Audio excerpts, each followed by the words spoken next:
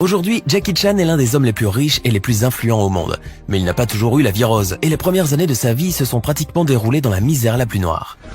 Jackie Chan est né à Canton, près de Hong Kong, le 7 avril 1954, sous le nom de Chan Kong-sang, ce qui signifie né à Hong Kong. Et selon la légende, si la plupart des bébés naissent après 9 mois, Jackie Chan était déjà particulier, car il serait né bien après le terme, forçant Madame Chan Lily à accoucher par césarienne. Une opération qui aurait coûté environ 26 $ américains, ce qui était assez cher dans les années 50. Surtout pour une famille de réfugiés de la guerre civile chinoise, vivant dans la précarité et sans aucun revenu stable. Les parents de Jackie n'ayant donc pas les moyens de payer, le docteur qui avait mis le bébé au monde leur proposa un marché consistant à lui permettre d'adopter l'enfant en contrepartie du règlement des frais d'hospitalisation. Mais Jackie Chan était le premier fils de ses parents et pour eux il était le symbole vivant de leur nouveau départ à Hong Kong. Heureusement, des amis de Charles Chan, le papa de Jackie, lui ont prêté de l'argent pour régler les frais d'hospitalisation. Ce geste généreux a pu sauver la petite famille de la honte et de la séparation. Jackie a donc pu passer les 6 premières années de sa vie à l'ambassade de France à Hong Kong, où travaillaient ses parents en tant que cuisinier et femme de chambre. En 1961, les parents de Jackie Chan vont immigrer en Australie, où une occasion de travail alléchante se présente. Les parents désireux que leur fils ait une éducation chinoise vont alors inscrire Jackie, seulement âgé de 7 ans, à l'opéra de Pékin du maître Yu Shanhuan. Ce dernier, tombé sous le charme du petit Jackie, finit par l'adopter carrément, en faisant de lui son filleul et disciple privilégié. C'est donc sous sa houlette que Jackie Chan va apprendre les arts martiaux et les divers maniements d'armes tels que le bâton, le sabre, mais aussi l'acrobatie, le théâtre, la danse et le chant. Pour atteindre un excellent niveau de perfection, le rythme imposé aux élèves était quasiment infernal, et le petit Jackie a dû endurer les affres d'un entraînement intensif. Les étudiants devaient ainsi s'entraîner plus de 18 heures par jour en commençant dès 5 heures du matin pour ne finir qu'après minuit.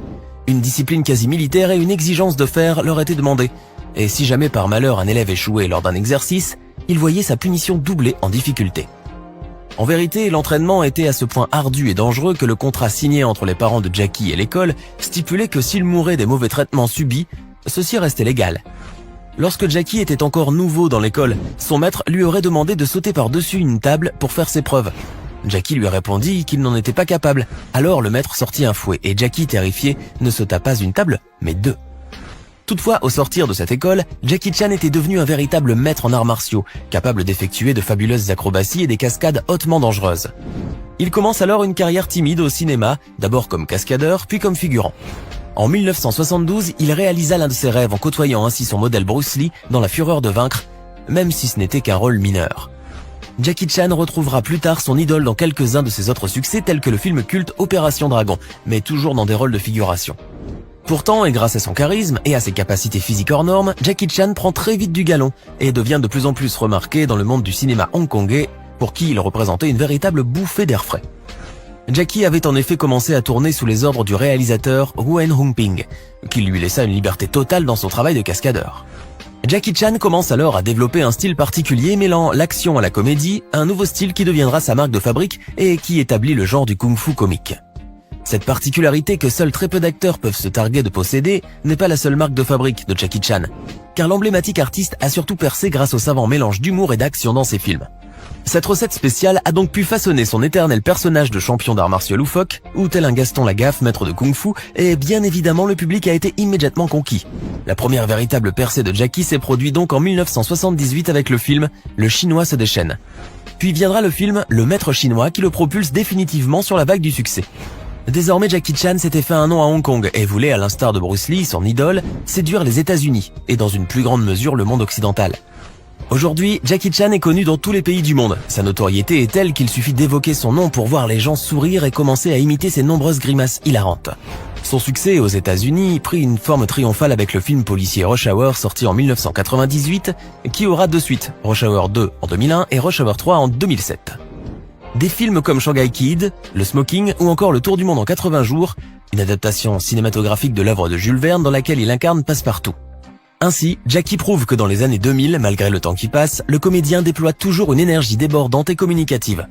Il n'en oublie pas pour autant son pays natal, puisqu'il apparaît également en 2004 dans The Myth, où il incarne un archéologue, sorte d'Indiana Jones des temps modernes, ou encore New Police Story, dans lequel il interprète une légende vivante de la police de Hong Kong. Après le succès de Rush Hour 3, il passe derrière la caméra pour Opération Condor 3, Chinese Zodiac. En 2008, il partage pour la première fois la vedette avec Jet Li, une autre star asiatique, dans Le Royaume Interdit et prête sa voix dans Kung Fu Panda où il incarne le singe. Une carrière aussi prolifique et autant couronnée par le succès a fait gagner à Jackie Chan une grosse fortune après une vie misérable. L'acteur cascadeur est en effet parvenu à amasser une immense fortune que certains estimaient à plus de 350 millions de dollars en 2015 et qui serait aujourd'hui égale à environ 370 millions de dollars. Et avec un revenu annuel de plus ou moins 50 millions de dollars par année, le comédien chinois se place régulièrement dans le top 10 des acteurs les mieux payés de la planète, selon le magazine américain Forbes. On estime d'ailleurs son cachet pour un seul film à au moins 10 millions de dollars, et l'ensemble de ses films ont rapporté plus de 2,6 milliards de dollars au box-office mondial. Toutefois, son extrême richesse ne vient cependant pas que de ses films, mais également de ses différentes marques. L'acteur utilise ainsi son image dans des domaines divers et variés. En plus d'être un acteur de kung-fu par excellence, Jackie Chan est aussi un restaurateur et entrepreneur. Il a lancé une chaîne de restaurants appelée Jackie's Kitchen à Hong Kong, en Corée du Sud, et aussi à Hawaï. Jackie s'est lancé aussi dans le secteur des cafés avec une chaîne appelée Jackie Chan's Java Coffee. Jackie Chan a donc pu démontrer qu'il avait le don pour les affaires et savait comment faire fructifier sa fortune et gonfler encore davantage ses nombreux comptes en banque. Bien qu'au départ, l'acteur était parti pour dilapider pratiquement tout son patrimoine. En effet, et après une vie dans la pauvreté et dans la misère, le fait de gagner beaucoup d'argent aura très vite fait tourner la tête au jeune acteur.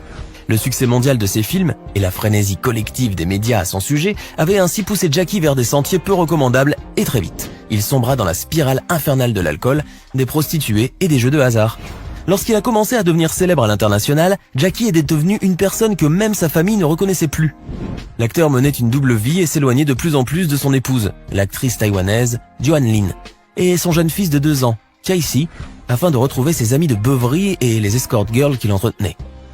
Jackie Chan aurait ainsi dépensé plus de 2 millions de dollars en un an afin juste de régaler ses amis et en leur offrant des cadeaux extravagants, tels que des montres et des voitures de luxe, des vestes en cuir faites main ou des cartons de vin extrêmement onéreux. Son style de vie luxueux était quasiment scandaleux tant Jackie semblait n'accorder que très peu de valeur à l'argent, comme en témoignaient les nombreuses voitures de luxe qu'il envoyait régulièrement à la casse lorsqu'il conduisait en état d'ébriété avancé.